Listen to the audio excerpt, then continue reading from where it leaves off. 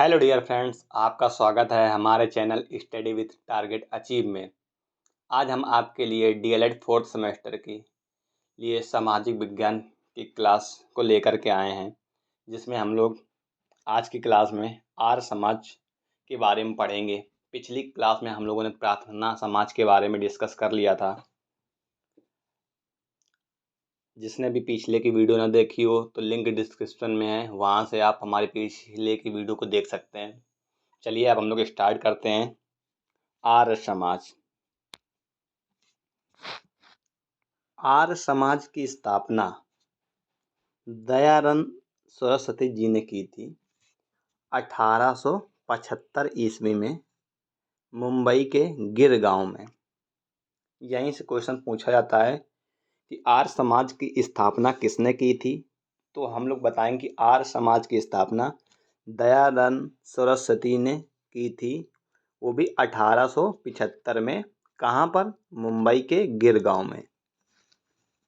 अब जो दयानंद सरस्वती थे, इनके बचपन का नाम था मूल शंकर। कभी कभी ये बहुविकल्पी में पूछ लिया जाता है। दयानंद सरस्वती जी ने वेदों की ओर लौटो का नारा दिया था कि आप अपने वेदों की ओर लौट आइए सभी लोग। इनकी एक बहुत फेमस पुस्तक है सत्यार्थ प्रकाश। दयानंद सरस्वती जी की बहुत फेमस पुस्तक है, इम्पोर्टेंट है। क्वेश्चन बनते हैं यहाँ से आपके। इनके जो गुरु थे वो थे स्वामी बिरजानंद जी। दयानंद सरस्वती जी को भारत का मार्टिन लूथर भी कहा जा सकता है। कहा जा सकता नहीं है, सॉरी, कहा जाता है, क्योंकि इन्होंने भारत के लिए बहुत सारे सामाजिक सुधार कार्य किए। इनका मेन कार्य यह था कि इन्होंने बाल विवाह रोकने के लिए इन्होंने यह बताया कि लड़की की उम्र कम से कम 16 वर्ष होनी चाहिए और लड़के की उम्र कम से कम 25 वर्ष होनी चाहिए, तभी आप उनका विवाह कर सकते हैं। अगर इससे कम उम्र की लड़की या लड़का का आप विवाह करते हैं तो वह बाल विवाह के खिलाफ जाएगा। और इन्होंने ये नियम बताया। इन्होंने आर्य महिला समाज की स्थापना 1833 में की थी, वो भी पंडित रमाबाई ने की थी इन्हीं के समय में। अब आर्य समाज तो हम लोग पढ़ रहे हैं, तो आर्य समाज से जुड़े पत्र कौन कौन से हैं? एक पत्र आता है सुधर्मा और दूसरा आता है सुभाष पत्र। ये आर्य समाज से जुड़े पत्र हैं। और आर्य महिला समाज की स्थापना 1833 में पंडित रमाबाई द्वारा की गई थी। स्वामी दयानंद सरस्वती को भारत का मार्टिन लूथर कहा जाता है, रिवाइज कर रहे हैं। और बाल विवाह रोकने के लिए इन्होंने लड़की की उम्र बताई थी 16 वर्ष और लड़के की उम्र 25 वर्ष होनी चाहिए थी। इनके गुरु का नाम था स्वामी विरजानंद और इनकी फेमस पुस्तक कौन सी है? सत्यार्थ प्रकाश। इन्होंने नारा क्या दिया था कि वेदों की ओर लौटो। इनका बचपन का नाम था हमारा मूल शंकर और इन्होंने आर्य समाज की स्थापना 1875 में मुंबई के गिरगांव में की थी। ठीक है, ये था हमारा आर्य समाज। आप डीएलएड के एग्जाम में इसको लगातार डायरेक्टली ऐसे ही लिख सकते हैं। हमने पॉइंट बाय पॉइंट डिस्कस किए हैं।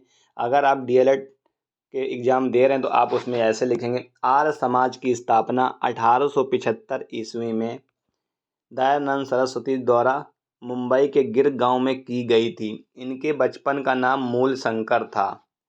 इन्होंने एक बहुत ही फेमस पुस्तक दी जिनका नाम था सत्यार्थ प्रकाश और इनका प्रमुख नारा इन्होंने दिया कि वेदों की ओर लौट आओ, सभी लोग वेदों की ओर लौटो। और इनके गुरु का नाम स्वामी बिरजानंद है। स्वामी दयानंद सरस्वती जी को भारत का मार्टिन लूथर कहा जाता है, क्योंकि इन्होंने बाल विवाह रोकने हेतु बहुत सारे कार्य किए। इन्होंने बताया कि लड़के की उम्र कम से कम 16 वर्ष की होनी चाहिए और लड़के की उम्र कम से कम 25 वर्ष की होनी चाहिए। इनके ही समय में आर्य महिला समाज की स्थापना 1833 में पंडित रमाबाई द्वारा की जाती है। आर्य समाज से जुड़े पत्र सुधर्मा व सुभाष पत्र हैं। आप इसको लिखेंगे तो लॉन्ग में हो जाएगा। हमने केवल पॉइंट बाय पॉइंट डिस्कस किए हैं ताकि आपको भी समझने में आसानी हो सके।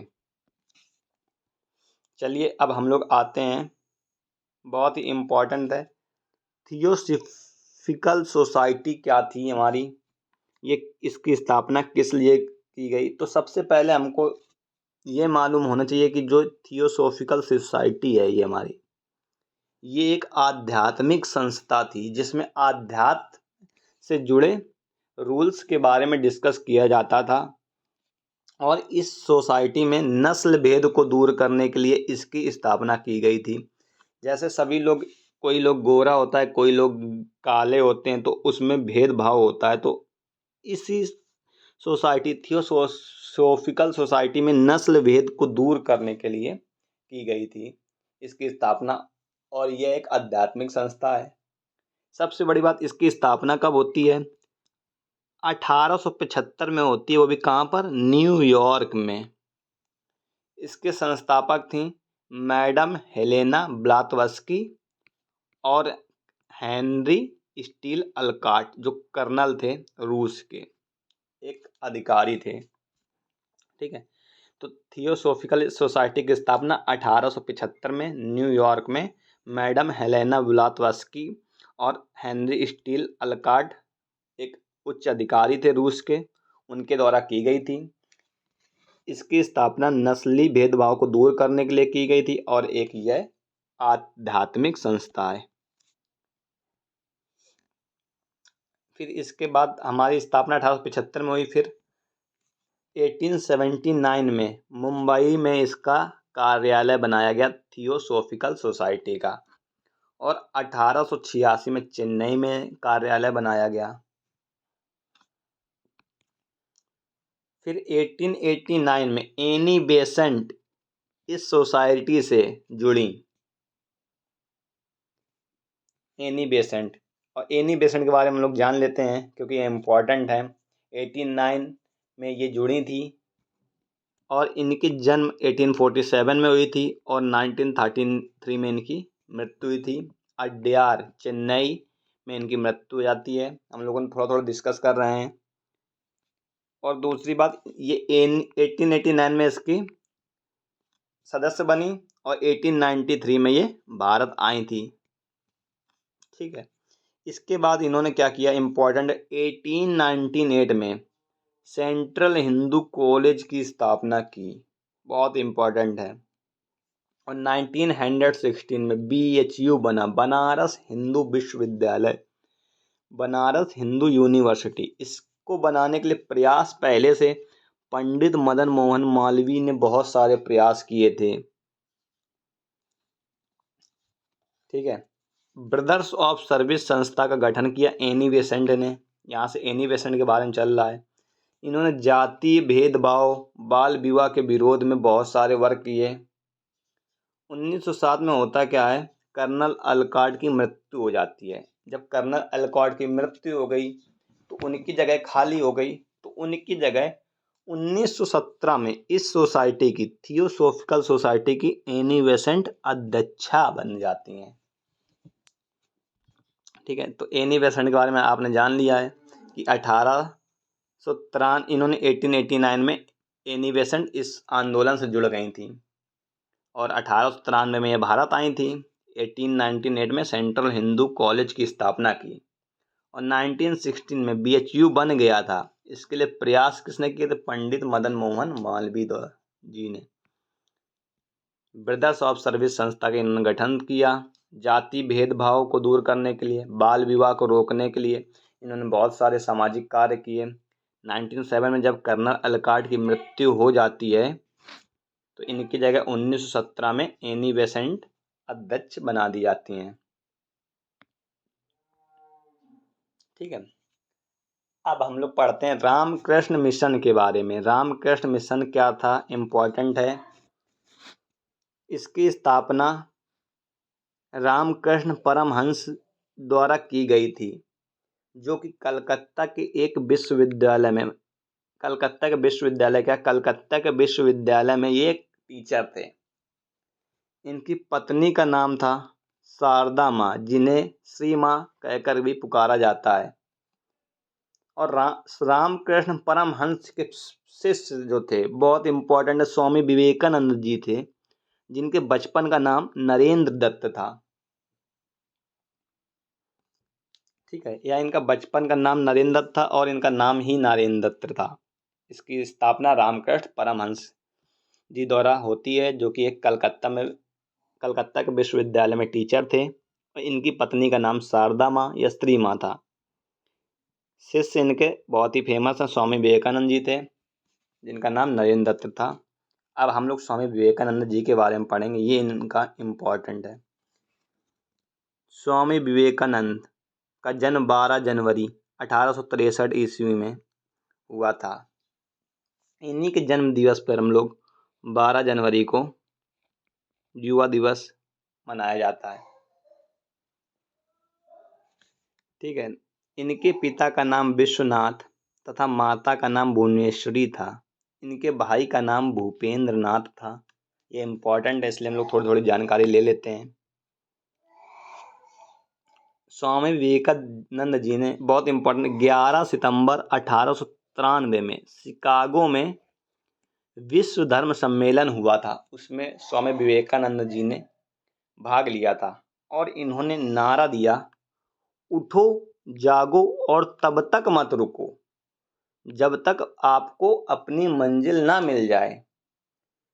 तो स्वामी विवेकानंद जी के लिए इम्पोर्टेंट बात क्या है, इन्होंने शिकागो में हुए विश्व धर्म सम्मेलन 1893 में हुआ था, उसमें भाग लिया था और इन्होंने नारा दिया था, उठो जागो और तब तक मत रुको जब तक मंजिल ना मिल जाए।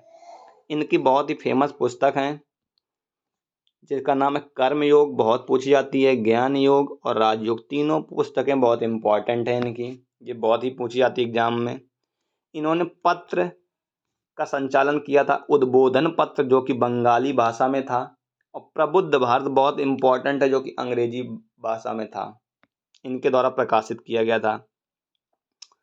मरने के बाद इन्हें मरणोपरांत प्रकाशित संगीत कल्पतरु की उपाधि मिलती है। मरणोपरांत उपाधि नहीं, सॉरी, प्रकाशित, इनके मरने के बाद इनकी एक रचना प्रकाशित होती है, संगीत कल्पतरु।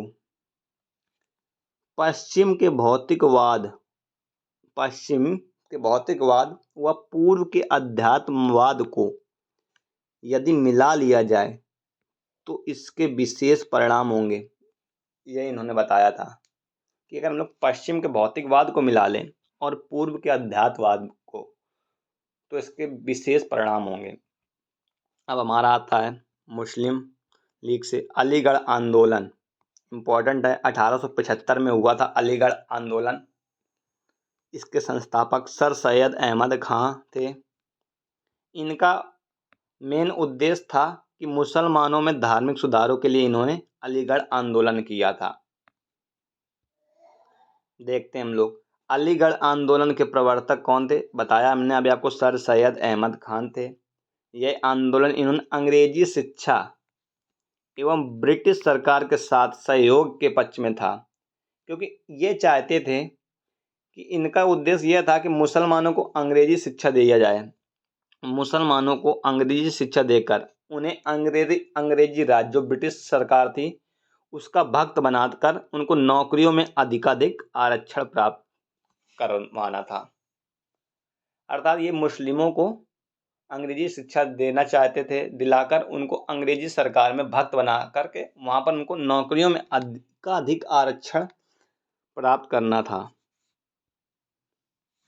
इनके सहयोगी चिराग अली, नज़ीर अहमद थे, अल्ताफ़ हुसैन एवं मौलवी शिबली नोमानी थे।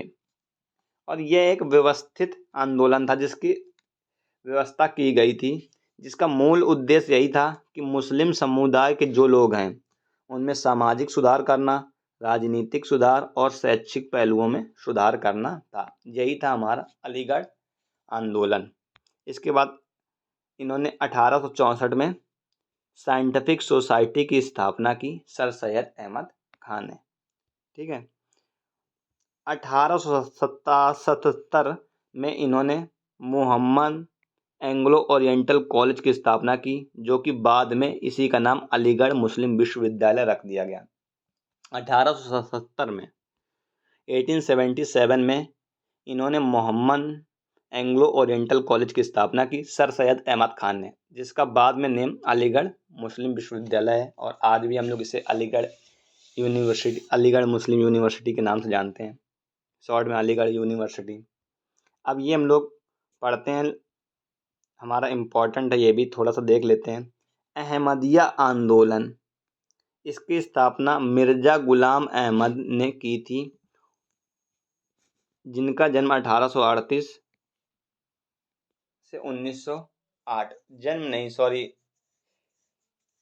मिर्जा गुलाम अहमद ने इसकी स्थापना 1838 से 1908 के बीच में की गई थी। इसकी डेट फिक्स नहीं है।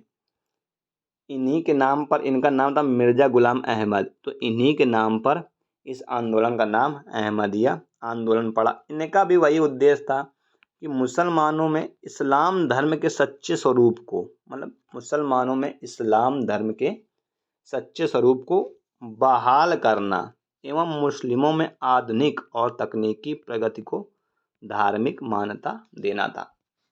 ये था हमारा अहमदिया आंदोलन। तो ये थी हमारी आज की क्लास, जिसमें हम लोगों ने प्रार्थना समाज को डिस्कस किया और Ramakrishna mission, Swami Vivekananda, Dayanand Saraswati, Annie Besant, Ahmadiyya आंदोलन, सर सैयद अहमद खां के बारे में पढ़ा। उम्मीद करते हैं कि आपको हमारी वीडियो पसंद आई होगी। अगर आपको हमारी ये वीडियो पसंद आई हो तो प्लीज़ हमारे चैनल को सब्सक्राइब कीजिए और वीडियो को लाइक कीजिए और बेल आइकन का बटन दबा दीजिए, ताकि आपको हमारे चैनल से जुड़ी लेटेस्ट अपडेट टाइम टाइम पर मिलती रहे। अगर आपको कोई भी प्रॉब्लम है डीएलएड 4th सेमेस्टर या डीएलएड किसी भी सेमेस्टर से, तो आप हमसे हमारे टेलीग्राम चैनल से जुड़ सकते हैं, जिसका लिंक डिस्क्रिप्शन में दिया गया है। धन्यवाद।